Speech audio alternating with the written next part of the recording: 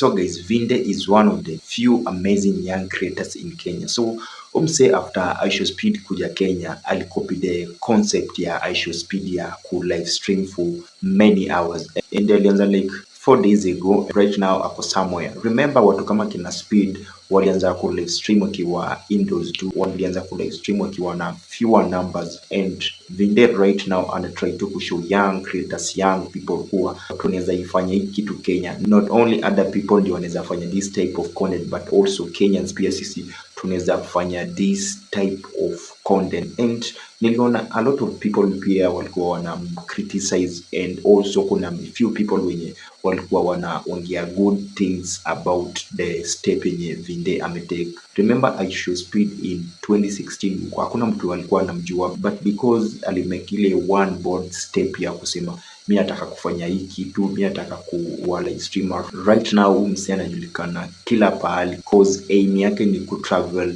kila country kwa world. So Vinde ameanza fiti, and Kenyans should support him afike place yenye inafaa afike. So young people sana sana inafaa washikane cause au ndio majority, inafaa washikane wasapotiane, kila mtu like improve kwa kitu anafanya, ikuwe ni mtu ako na talent, ikuwe ni mtu anafanya tu kazi yake. So it's high time young people wasapotiane ndio Kenya at least tuonekane kwa global map kwa other things rather than just wakimbiaji. At least Kenya tuonyeshe the world tuko na other part ama other side of us rather than just watu wa kukimbia. So it's high time tutengeneze good relationship na all young Kenyans ama young content creators pia wenye wako kwa Kenya, at least tuuze our ideas kwa outside world. Vinde is one of the guys mwenye anajituma sana. Remember maprank zake, kuna zingine amekuwa akipigwa, kuna zingine amekuwa akivunjwa mpaka meno, but it's high time manze, ukiona live yake pia unaweza enda uview, umsupport, usubscribe, ulike.